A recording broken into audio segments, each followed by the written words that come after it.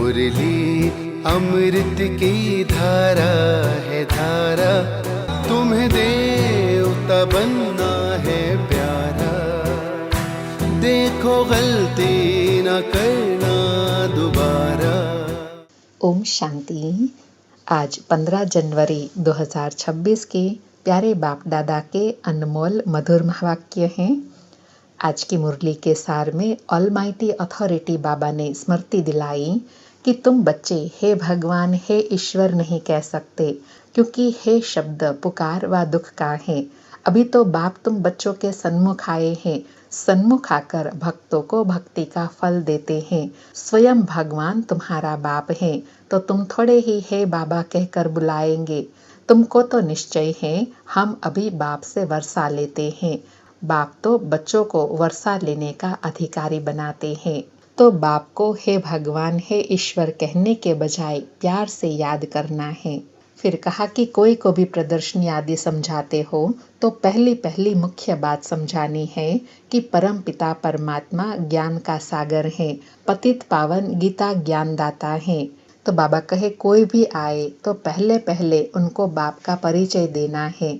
उन्हों को यह पता पड़े कि इन्हों को सिखलाने वाला कौन है, इन्हों को पढ़ाने वाला कौन है अथवा समझाने वाला कौन है।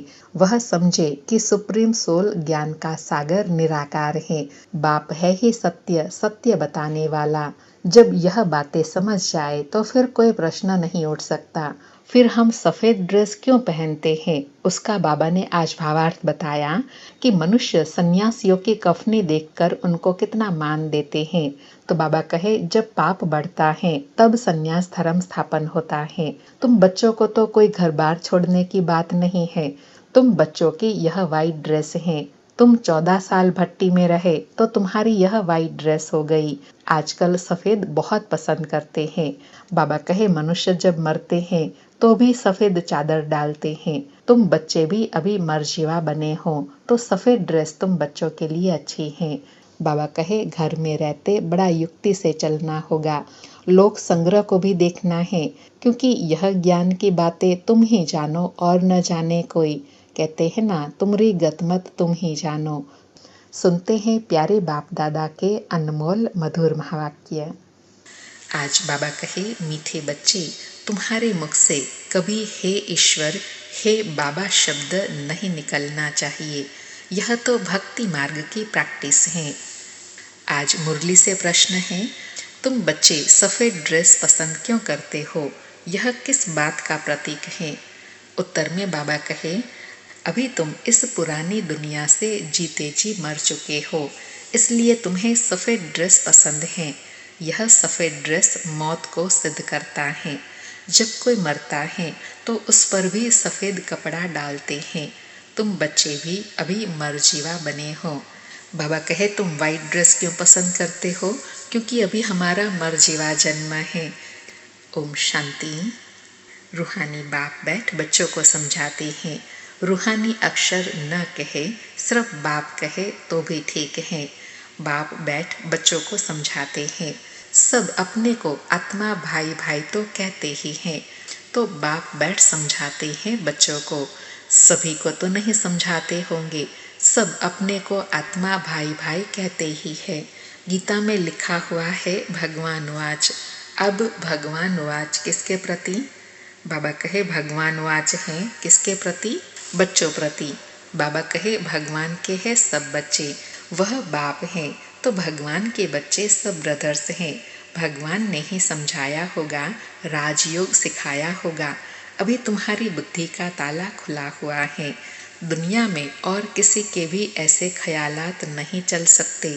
जिन जिन को संदेश मिलता जाएगा वह स्कूल में आते जाएंगे, पढ़ते जाएंगे, समझेंगे। प्रदर्शनी तो देखी, अब जाकर कुछ ज़्यादा सुने। पहले मुख्य बात है ज्ञान का सागर पतित पावन गीता ज्ञानदाता शिव भगवान वाच। पहले उनको यह पता पड़े कि इन्हों को सिखलाने वाला अथवा समझाने वाला कौन है। वह सुप्रीम सोल ज्ञान का सागर निराकार है। वह तो है ही सत्य, ट्रुथ। वह सत्य ही बताएंगे, फिर उसमें और कोई प्रश्न उठ नहीं सकता। बाबा कहे जब नाम ही है सत्यम शिवम सुंदरम, तो वह फिर जो भी आकर बताएंगे वह सत्य ही बताएंगे, उसमें और कोई प्रश्न उठ नहीं सकता। पहले पहले तो इस पर समझाना है। हमको परमपिता परमात्मा ब्रह्मा द्वारा राजयोग सिखलाते हैं। यह राजाई पद है जिसको निश्चय हो जाएगा कि जो सबका बाप है वह पारलौकिक बाप बैठ समझाते हैं, वही सबसे बड़ी अथॉरिटी है। तो फिर दूसरा कोई प्रश्न उठ नहीं सकता। वह है पतित पावन, तो जब वह यहाँ आते हैं तो जरूर अपने टाइम पर आते होंगे। तुम देखते भी हो, यह वही महाभारत लड़ाई है। विनाश के बाद फिर वाइसलेस दुनिया होनी है। यह है विशेष दुनिया।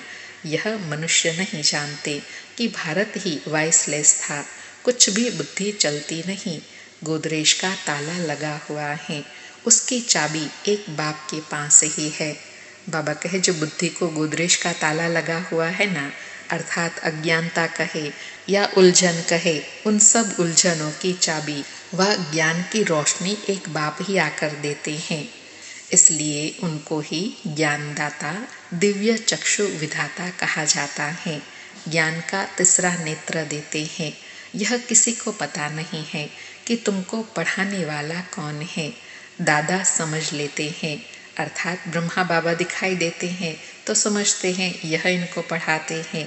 तब टीका करते हैं, निंदा करते हैं, कुछ न कुछ बोलते हैं। इसलिए पहली पहली बात ही समझाओ। इसमें लिखा हुआ है शिव भगवान वाच, वह है ही ट्रुथ, सत्य। बाप समझाते हैं मैं पतित पावन शिव हूँ, मैं परम धाम से आया हूँ इन सालिग्रामों आत्माओं को पढ़ाने। बाप है ही नॉलेजफुल, सृष्टि के आदि मध्य अंत का राज समझाते हैं। यह शिक्षा अभी तुमको ही बेहद के बाप से मिल रही है। वही सृष्टि के रचयिता हैं, पतित सृष्टि को पावन बनाने वाले हैं। बुलाते भी हैं पतित पावन आओ, तो पहले पहले उसका ही परिचय देना है। बाबा कहे जो भी प्रश्न पूछते हैं उन सब प्रश्नों का उत्तर देने की एक ही विधि है। पहले पहले सबको बाबा का परिचय दो। उस परम पिता परमात्मा के साथ आपका क्या संबंध है? वह है ही सत्य। नर से नारायण बनने की सत्य नॉलेज देते हैं। बच्चे जानते हैं बाप सत्य हैं, बाप ही सचखंड बनाते हैं। तुम नर से नारायण बनने यहाँ आते हो। बैरिस्टर पास जाएंगे तो समझेंगे यह बैरिस्टर बनने आए हैं। अभी तुमको निश्चय है। क्या निश्चय है? कि हमें भगवान पढ़ाते हैं। कई निश्चय करते भी हैं, फिर संशय बुद्धि हो जाते हैं, तो उनको सब मनुष्य कहते हैं तुम तो कहते थे भगवान पढ़ाते हैं, फिर भगवान को छोड़ क्यों आए हो? संशय में आने से ही भागंती हो जाते हैं, कोई न कोई विकर्म करते हैं। फिर बाबा कहे ऐसे भी होता है, ज्ञान छोड़ने वालों को लोग प्रश्न भी पूछते हैं कि तुम भगवान की पढ़ाई छोड़कर फिर क्यों आए?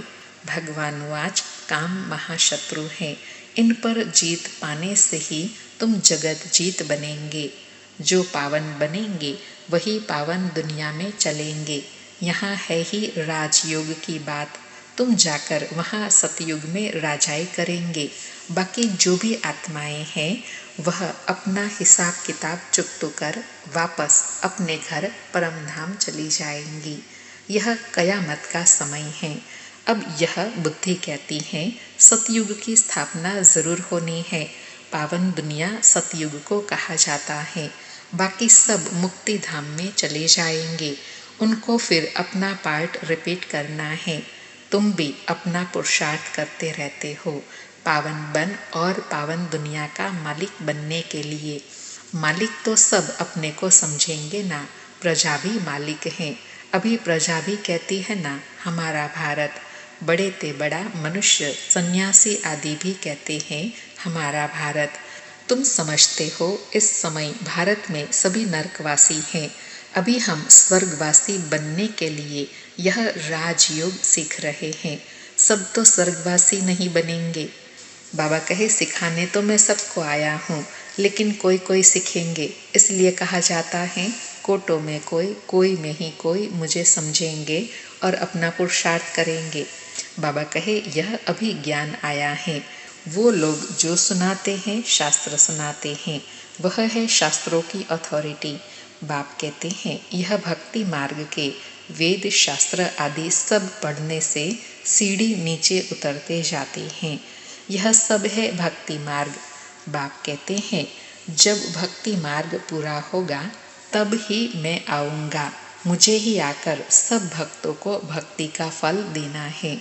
मेजॉरिटी तो भक्तों की है, सब पुकारते रहते हैं ना, हे गॉड फादर। भक्तों के मुख से ओ गॉड फादर, हे भगवान जरूर निकलेगा। अब भक्ति और ज्ञान में तो फर्क है।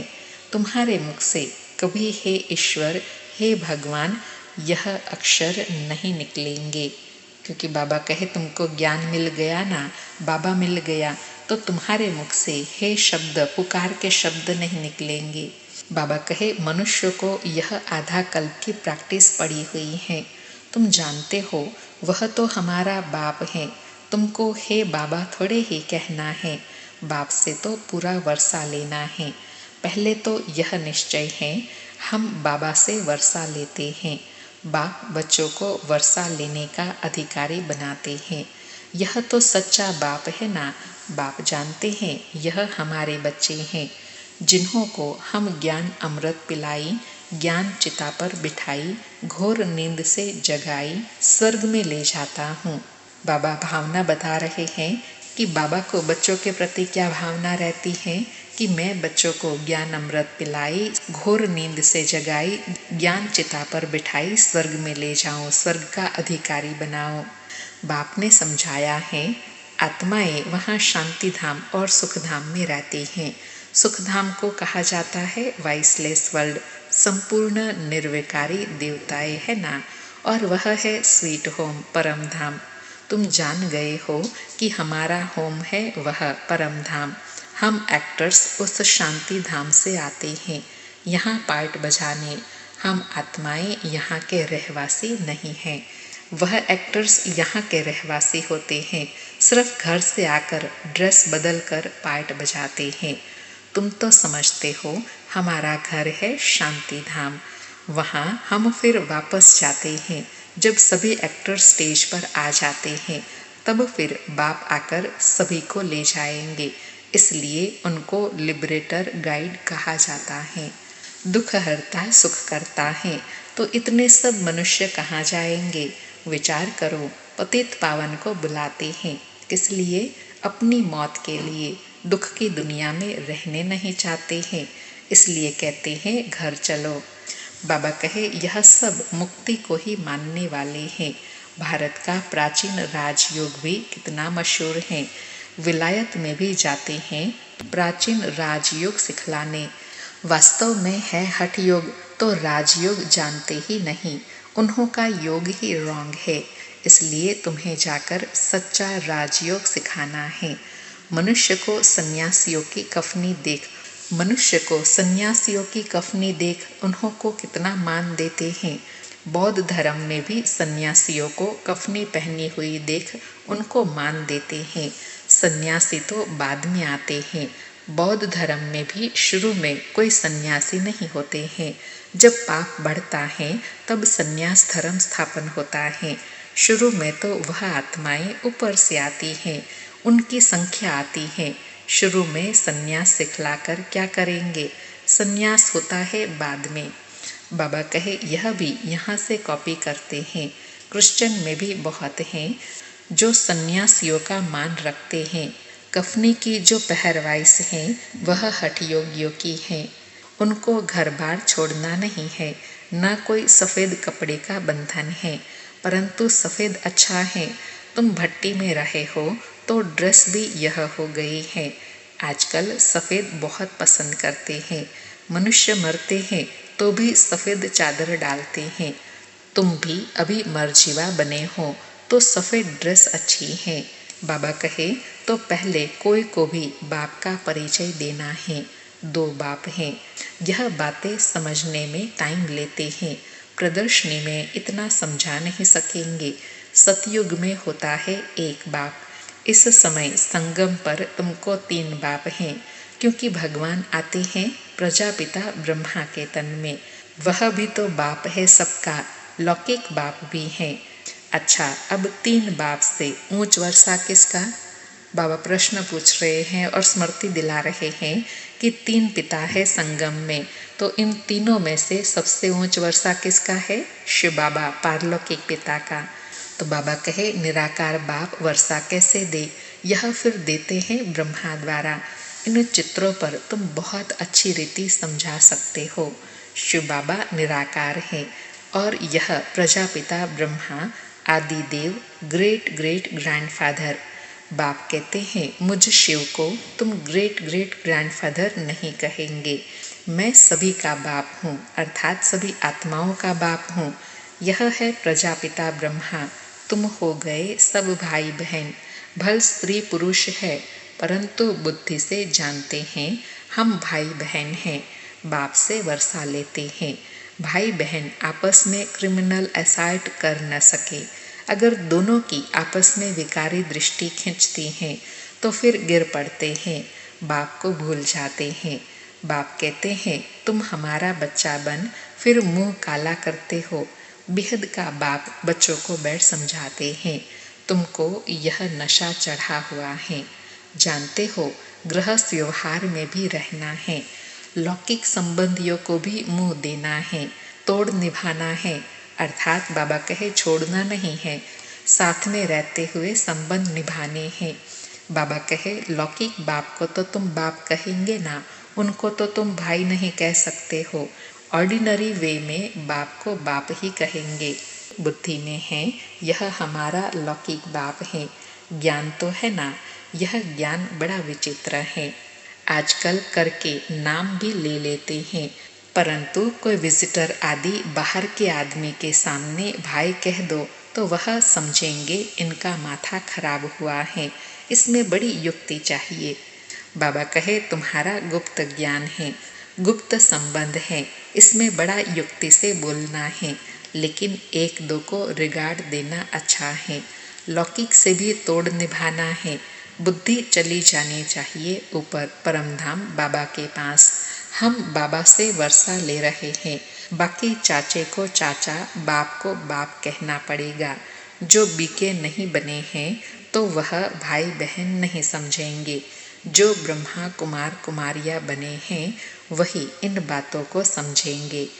बाहर वाले तो पहले सुनकर चमकेंगे, अर्थात चौंक जाएंगे।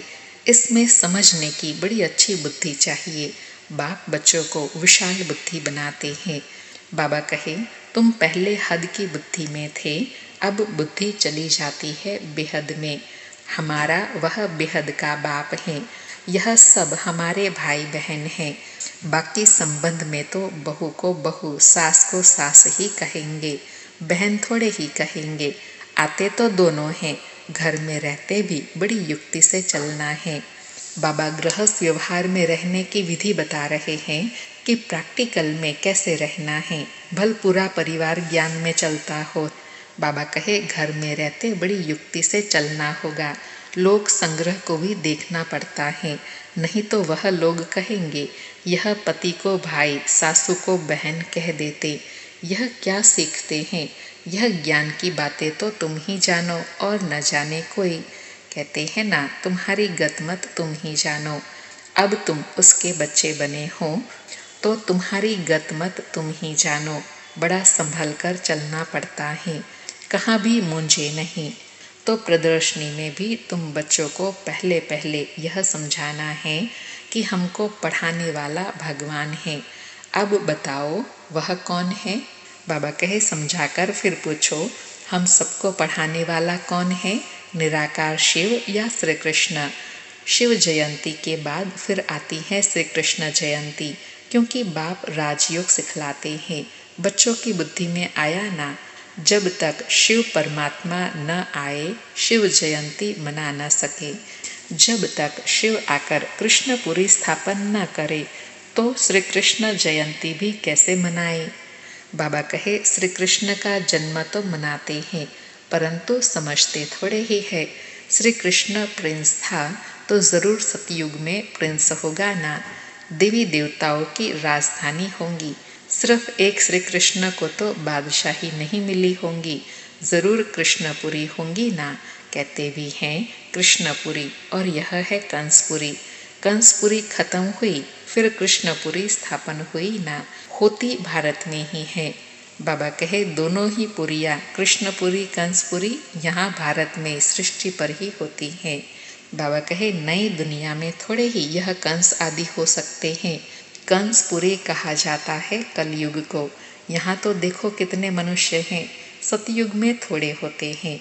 देवताओं ने कोई लड़ाई नहीं की। बाबा कहे देव पद पाने के लिए देवताओं ने कोई लड़ाई नहीं की, वो तो धारणा के आधार से उनको प्राप्ति होती है। बाबा कहे कृष्णपुरी कहो अथवा विष्णुपुरी कहो, देवी संप्रदाय कहो, आसुरी संप्रदाय यहाँ है। बाकी न देवताओं और असुरों की लड़ाई हुई, न कौरव पांडवों की। तुम रावण पर जीत पाते हो। बाप कहते हैं इन पांचों विकारों पर जीत पहनो तो तुम जगत जीत बन जाएंगे। इसमें कोई लड़ना नहीं है। बाबा कहे जगत जीत बनने के लिए कोई लड़ना नहीं है। जगत जीत बनने का भावार्थ है कोई भी बात तुमको मजबूर नहीं कर सकती है। जो कल भी बाबा ने वरदान में कहा था ना, कोई भी संबंध हो, पदार्थ हो, कोई वस्तु हो, वो तुमको अपनी तरफ आकर्षित ना करे, इसको कहा जाता है जगत जीत। तो बाबा कहे इसमें कोई लड़ना नहीं है। लड़ने का नाम ले तो हिंसा हो जाए। रावण पर जीत पानी है, परंतु नॉन वायलेंस से अर्थात अहिंसा से तुम राज्य लेते हो। सिर्फ बाप को याद करने से हमारे विक्रम विनाश होते हैं। लड़ाई आदि की कोई बात नहीं। बाप कहते हैं तुम तमो प्रधान बन गए हो, अब फिर तुमको सतो प्रधान बनना है। भारत का प्राचीन राजयोग है। बाप कहते हैं मेरे साथ बुद्धि का योग लगाओ तो तुम्हारे पाप भस्म होंगे। बाप पतित पावन है तो उनसे बुद्धि योग लगाना है, तब तुम पतित से पावन बन जाएंगे। अब प्रैक्टिकल में तुम उनके साथ योग लगा रहे हो, इसमें लड़ाई की कोई बात नहीं है।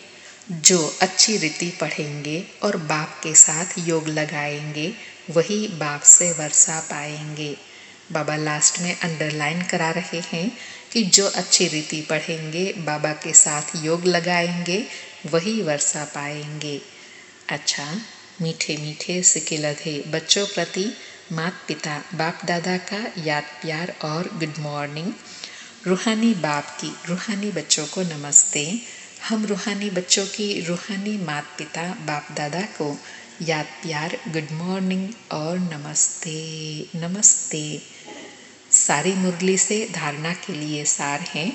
पहला, आत्मा भाई भाई की दृष्टि का अभ्यास करते हुए लौकिक बंधनों से तोड़ निभाना है। बड़ी युक्ति से चलना है। विकारी दृष्टि बिल्कुल नहीं जानी चाहिए।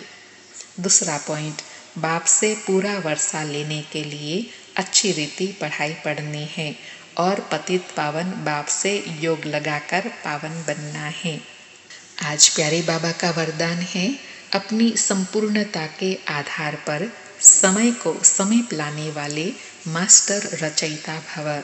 अपनी संपूर्णता के आधार पर समय को समीप लाने वाले मास्टर रचयिता भव। स्पष्टीकरण है, समय आपकी रचना है, आप मास्टर रचयिता हो। रचयिता रचना के आधार पर नहीं होते, रचयिता रचना को अधीन करते हैं। इसलिए यह कभी नहीं सोचो कि समय आपे ही संपूर्ण बना देगा। आपको संपूर्ण बन समय को समीप लाना है। वैसे कोई भी विघ्न आता है तो समय प्रमाण आएगा जरूर, लेकिन समय से पहले परिवर्तन शक्ति द्वारा उसे परिवर्तन कर दो तो उसकी प्राप्ति आपको हो जाएगी। समय के आधार पर परिवर्तन किया तो उसकी प्राप्ति आपको नहीं होगी। बाबा कहे मास्टर रचयिता किसको कहेंगे? जो कोई भी प्रकार के बंधन, कोई भी प्रकार का आकर्षण अपनी तरफ ना खींचे, क्योंकि बाबा कहे जो भी वस्तुएं हैं यह सब आपकी रचना है और आप मास्टर रचयिता हो। तो आप में इतनी शक्ति है जो आप आने वाली परिस्थिति को भी परिवर्तन कर सकते हो, क्योंकि परिस्थिति भी आपकी रचना है। तो समय से पहले अपने आप को परिवर्तन कर देंगे तो आपकी विजय होंगी। आज का स्लोगन है, कर्म और योग का बैलेंस रखने वाले ही सच्चे कर्म योगी हैं। कर्म और योग का बैलेंस रखने वाले ही सच्चे कर्म योगी हैं। आज के अव्यक्त इशारे हैं, जब तक कर्म इंद्रियों का आधार है तो कर्म तो करना ही है, लेकिन कर्म बंधन नहीं, कर्म संबंध। जीवन मुक्त अवस्था अर्थात सफलता भी ज़्यादा और कर्म का बोझ भी नहीं। जो बंधन मुक्त हैं वे सदा ही सफलता मूर्त हैं। जीवन मुक्त आत्मा सदा फलक से कहेंगी कि विजय निश्चित है, सफलता जन्मसिद्ध अधिकार है। और ऐसे विजय सफलता मूर्त कब बनेंगे? जब कर्म में होते हुए भी कर्म बंधन से मुक्त होंगे, तब कर्म करते हुए कर्म का फल ज़्यादा और कर्म का बोझ नहीं अनुभव होगा। अच्छा, ओम शांति। शुक्रिया बाबा, शुक्रिया।